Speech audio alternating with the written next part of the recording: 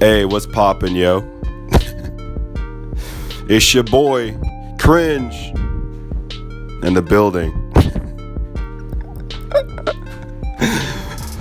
Man, how you guys doing? It's Wednesday. It's hump day. Get over that hump so you can hump another day. Today, we're back on My Nessie Life's channel. It's a good channel. Got a lot of material on here. I've been trying to look for like new storytime channels to like check out.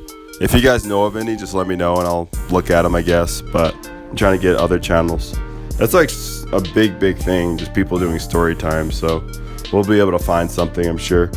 Today's video is very erotically titled, Caught in Bed. What the fuck does that mean? I don't know, man. But like I said, nice juicy title for us. So that's all I need to click on the video.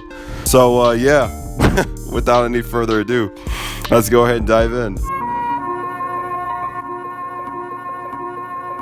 One of the most embarrassing moments of my entire existence happened on a night where I got into a fight with my dad.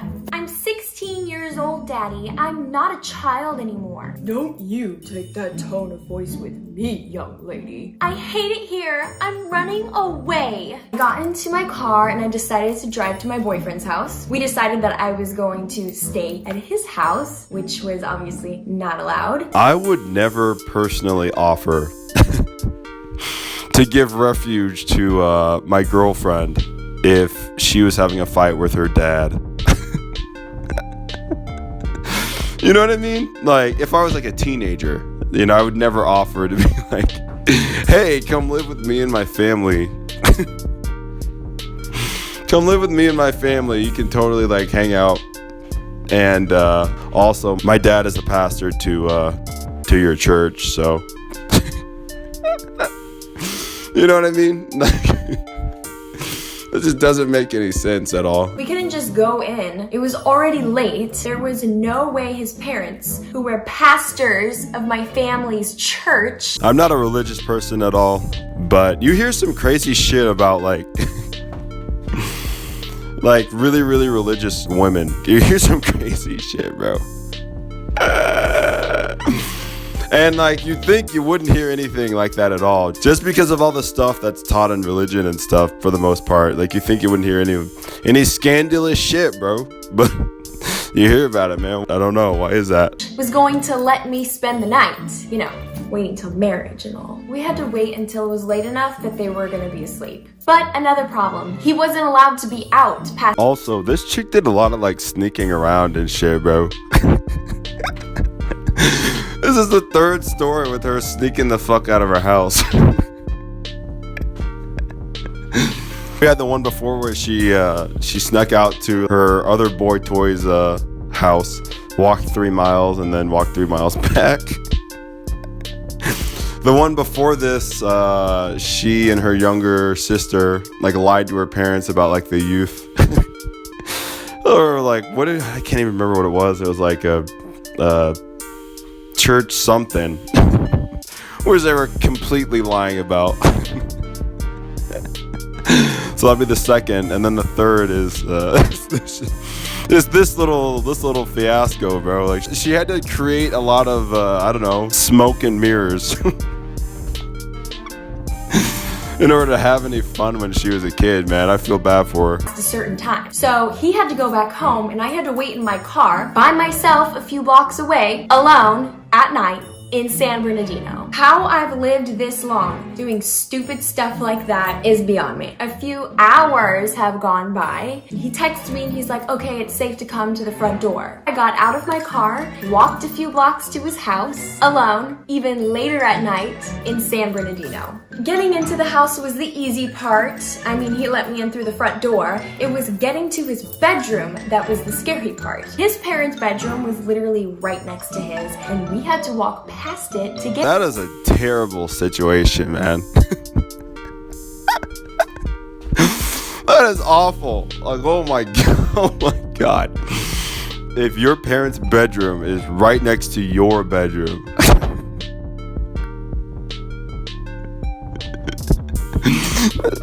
I'm not trying to be gross, but bro, I know you heard stuff, bro. There's no way. There is no way if your parents' bedroom is adjacent to your own, you're not gonna hear stuff from time to time. You heard stuff, bro. You can't, like, I don't know about you guys. When I was a kid, like, my room is like sanctuary. It's away from all the craziness of life as a teenager. You know, it's a vacuum. It's safe. It's sanctuary. And so,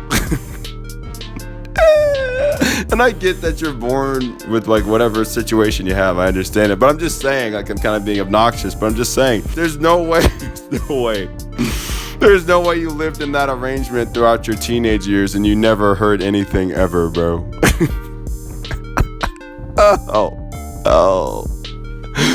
Oh my God, that's so tragic, man. I'm gonna leave it there, bro. That's all. I'm just gonna leave it there.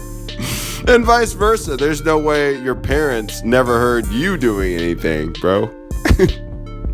Oh my God. Oh my God. That's traumatic, man. That is fucking traumatic. To his room. We're tiptoeing past their bedroom when his little brother comes out of his room. He just stops and stares at us. And then he just goes back into his room like he didn't see anything. He was a G. We actually got away with sleeping at his house for a few nights. There was only one time that we almost got caught, and we actually had time to prepare because we heard his mom's heels clicking down the hardwood floor. The only thing that I could do was jump into the closet, and I hid there. I thought my stomach was gonna fall out of my butt. I was so scared. So they had their conversation, and then she left. We went to sleep, whatever. The next morning, she comes into the bedroom and slaps him awake. I was so scared, I just pretended to be asleep. He was like, Oh my God, what's wrong with you? Adios mio, get that girl out of my house right now, right now. Yo, she said that kind of weird, man. Like, she really glossed over that, bro. Like, pretending to be asleep. Like, man, bro. Oh my God. Like, if I ever get married and my wife, who we have a family, we have a son, and he's got a young lady over.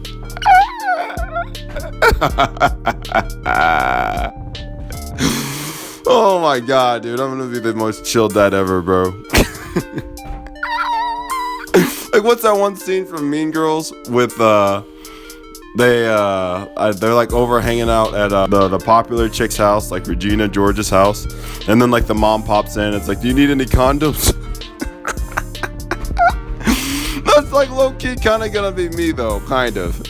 Like, I don't know, if your kid happens to turn out to where they're just like, you know, pulling them left and right, bro, like they have to fight it off with the stick. I mean, you know, just make sure that and they have an interest in it. I mean, it's a part of life. You can't keep your kids from experiencing life. They're gonna figure it out one way or another, you know. So they might as well you might as well educate them and just make sure they're not